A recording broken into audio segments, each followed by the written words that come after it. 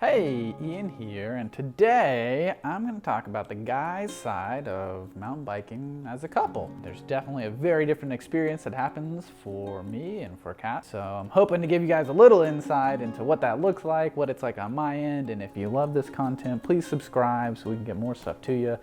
Like it, and leave any comments that you might have asking me about what I think. Feel free to let Kat know what you think or questions you got for us if you guys are going through this experience too. And are trying to grow together. So I guess I'll give a little background for me. I kind of grew up doing a little bit of biking, nothing serious. I'm not one of those prodigy 11-year-old mountain bike whatevers, but I did kind of the casual pedal around a campground situation and really started biking in college and thought that I was real cool and realized that there's a whole serious bike scene that exists that I had no idea about. But then kind of becoming full-tilt adult and graduating college and buying a real bike, if you will, full suspension and a little nicer components, I started to get into the bike scene around the Asheville area. And so really started biking a lot by myself and had a few buddies that I would go with that I met through work, show me some new trails in the area, and really I felt like I was like in training boot camp, and I would try to go a few times a week, and really I was riding like 4 miles or 5 miles at a time, but building skills and doing my own thing, and grew through that pretty quick. And I think that's what got me hooked was biking has provided such a great vantage point for growth. It's visible, making it a little further up the hill each time before you need a pause or before you wimp out is just noticeable. And so that really got me into biking, and after a couple years I wanted to share that experience with Catherine and get her in on what this bike world was like, and as it became a bigger part of my life I wanted us to be able to do those things together. So kind of fast forward, I tried to get her to try my bike a few times. Obviously it's not the right size, that didn't go over too well, and I think I hit kind of a nerve, a fear factor with her of this is a sport that I'm really involved with, and she didn't want to look bad or not be able to keep up or have any of those negative emotions. And so we kind of had a bumpy situation where I was first trying to get her into it, and really what it came down to is we need to get her a bike that would work for her body and fit her and be her own so that we could start doing it together. And so we did. We went out and got our first little 26er dual suspension, a little more cross country on the lighter side, and took her on her first trail experience. And so my 2 cents with that, and I'm not saying that I pulled this off great, but that first experience is pretty key. And I think this goes for any adventure sport. If you want to get your partner or a newbie or anybody into an adventure sport, making sure they have a positive first experience is so crucial. I did not want to set it up to where she crashes on the first round and has this really negative impact, or has a really terrible time, or feels like the whole time she couldn't keep up. And so I think it's very key that especially those first few experiences are very comfortable, very supportive, are appropriate for that person's ability level. You're not signing them up for a big loop to go bike or a crazy river to go run or a crazy climbing feature to tackle. You want it to be a success. And so that was pretty key. I think I might have picked a slightly too hard trail. I'll definitely give that up, but I do think that it was an appropriate length and we were able to do most of it, and I think that we left with a positive experience of no broken skin or any of that situation. And to go kind of along with that, I think it's been very important to provide space. I did not want to try to pretend like she's going to jump right into where I was at my level. At that point, I've been biking for quite a few years. I was biking with other people, and so to put any expectation beyond where I was on my first bike ride was not appropriate, right? And so I really felt like I was trying to give her time to grow, very much trying not to be very pressuring, knowing that, that route that I don't think twice about is still a feature that took me a while to get to, and thus is going to be a while before she could progress through it. And so I think providing a lot of space for growth and providing very positive experiences is pretty key in those like developmental stages. And so I tried to do the best I could with that, and I think that it did help her out a little bit. And so to go along with that, I think there's some notes for the bros out here. And yeah, I know we're a heterosexual couple and I'm the one with the experience here. I think it could be reversed, right? If she had the crazy experience, I think this would be a very different conversation. So it depends on what your situation is like. But for me, as a male and as somebody who already had the experience, it was important not to impress those on her. And so for the bros, right? This is a time to ditch the bro mentality, right? You're not trying to outpace somebody. You're not trying to drink all the beers. You're not trying to show them who's boss and show off how cool your wheelie is up the ride that they're struggling through. I made that mistake doing a wheelie when I shouldn't have. So I think that it's like important not to pull the tough guy attitude or to show off all your skills at this stage, especially early. I think it was more important to be relatable and understanding and not showing that you got the cool whatever going on. And so that was a very important part of helping her grow. And with that goes, right, I think a big deal for her is that, am I still enjoying the experience? So she's a very empathetic person, and knowing that my typical rides are getting more in the 10, 15 mile zone and are getting a little bit harder and I'm getting more skilled, I think she's had a lot of struggles coping with.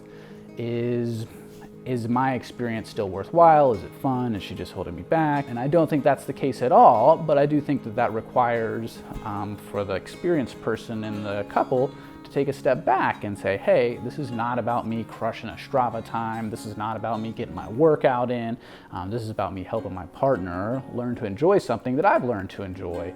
And so it's been that being the focus and finding ways for it to be enjoyable for myself, whether that's me practicing those skills that we all need to. It could be a track stand, it could be playing around on a little feature, it could just be focusing on controlling your heart rate and breathing. And so finding ways for yourself to grow and not putting a heavy duty expectation that maybe your typical rides or your rides with people at similar levels are used to, but making that experience more about bringing that other person up to a similar level of enjoyment for what you're doing. To go along with that, I think it's important to note that biking may not provide the same experience for both people. The reason I say that, I know for me at this point, there is zero fear factor when I go out on a bike ride. I'm not worried about falling. I'm not worried about wrecking. I'm not worried about anything really going wrong. I feel pretty prepared to fix my bike if I need to. I feel prepared to take on a variety of features. I feel prepared to go out deep into the woods and get myself out of there, those kind of things. And so that is not necessarily the case for your partner, right? I think it's important not to just leave them in the dust and go ahead and get to the top of the climb and wait for them to get there. That's not going to make them feel good unless they want you to. And feeling that out is important. And of course, remember, people may say things they don't mean, but feeling out what your partner needs. Is that you pedaling beside them? Is that you pedaling behind them? Is that you going ahead to give them some space? Feeling that situation out is important, and that's where communication is key, is what do you need, and talking about those things to make sure that their experience is positive. So for me, there's almost zero fear factor, but that's not the case for Kat. And so understanding that I may be excited about a ride and she may not be is something that we have to find a middle ground on, and requires me to support her, and requires me to also understand that she's stepping out of her comfort zone, and for her this may take more and be more taxing or emotionally heavier for a situation.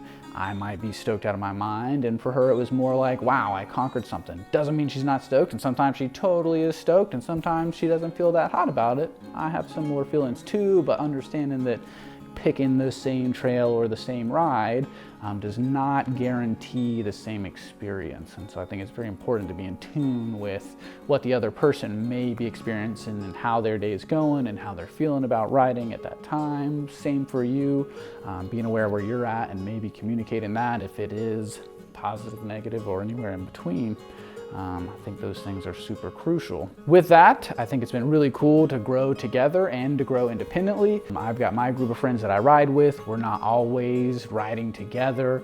We do enjoy our rides together. I think we've found a space now where we feel pretty comfortable riding together, and it's less of a worry factor of who is or isn't having fun. We've both found other people that we can go and ride with. With that, I'd like to kind of round it out with, remember, this is a growth experience for both of you, and you're getting to have have a whole new experience that other couples may not get to have together, and that's something to be valued and excited about. I know for us, it's opened up whole new potentials as we go on our travel adventures and we get to go to different places. It opens up whole new options of getting a little bit further than you may be able to hike and getting to see spaces you otherwise wouldn't, or have experiences that otherwise you never knew maybe even existed. And I think bringing yourself back to that is the important part of you growing together as a couple, is really key, and not getting caught up in whatever your personal needs are out of it, putting those on the back burner and realizing that this is something cool that you can do as a couple, and it might lead you to finding other couples or people to interact with in that new fun way and in an outdoor space. We'll say some tips for whoever in the couple, and especially of course if it's a male. If you are the more experienced person, while it can be an advantageous role to give advice to the person who's learning, I do think it's very easy to come across as too know-it-all, right?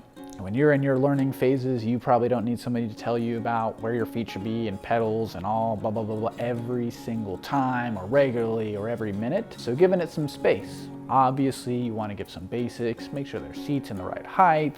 Maybe you talk a little bit about pedal pattern or feet being placed level, but to critique every little thing that goes on or every route that doesn't happen, or try to give your 2 cents on what happens, I think is not going to help you or help that person grow, right? You're gonna figure out how to do some things unless you see something glaring or a repeated situation that you feel you have expertise in helping on. I think it's better to probably wait and let that person figure some things out beyond some of those basic skills. That being said, also, we as a couple have had different biking experience, and so as somebody who's spent a lot of time biking, I've been in charge of our bikes in general.